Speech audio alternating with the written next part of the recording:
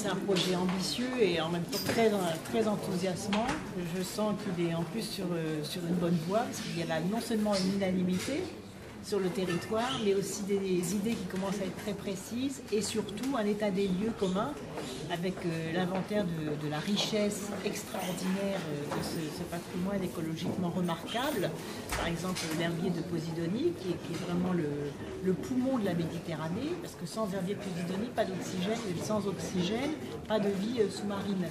Donc on voit bien que c'est à partir de la connaissance scientifique des choses que l'on peut aussi mobiliser les énergies pour protéger et pour développer.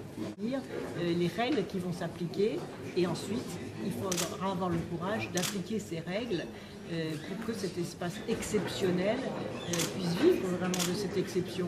Et aujourd'hui c'est une vitrine.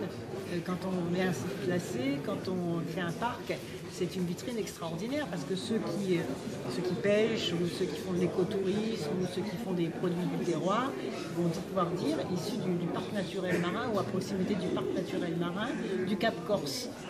C'est une valeur ajoutée formidable aujourd'hui.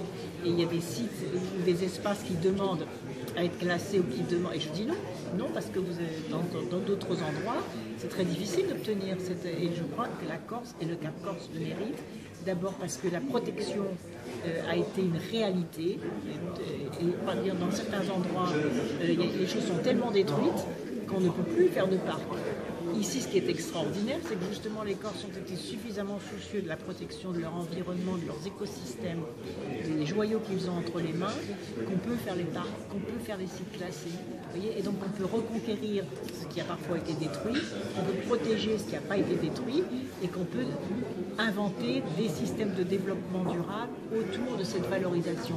Il n'y a pas la nature contre le développement économique, il y a la conciliation entre des espaces naturels remarquables qu'il faut protéger en mer ou sur terre et en même temps des atouts supplémentaires pour la pêche de qualité, la pêche durable, pour l'écotourisme et pour la transition énergétique aussi, qui est un objet et un enjeu de développement. Le projet de loi que je présente mercredi en Conseil des ministres, c'est vraiment une mutation, c'est une projection vers le futur pour que la France soit davantage autonome en énergie. Alors vous imaginez, la Corse avec le soleil, avec le vent, avec la chaleur de la mer, avec la géothermie, avec la biomasse aussi, avec les hydroliennes, c'est un potentiel formidable.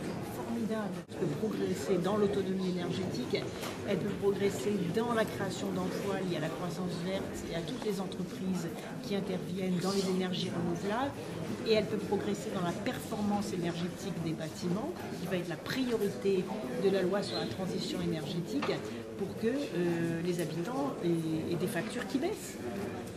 C'est ça l'objectif. Donc, il y a deux choses qui ont demandé: les moyens de dépollution au cas où, ça c'est les moyens de prévention, c'est vrai que c'est important. Et deuxièmement, l'idée de créer un rail comme le rail d'Ouessant pour maîtriser le passage des bateaux dangereux. Et ça, j'y suis favorable. Pour l'instant, je vais voir comment je peux lever les obstacles juridiques. Mais moi qui, il y a 22 ans, ai classé les bouches de Bonifacio, on me disait déjà que c'était impossible. Je l'ai fait. Aujourd'hui, les gros pétroliers ne peuvent plus passer par les bouches de Bonifacio et même le dispositif s'est encore amélioré.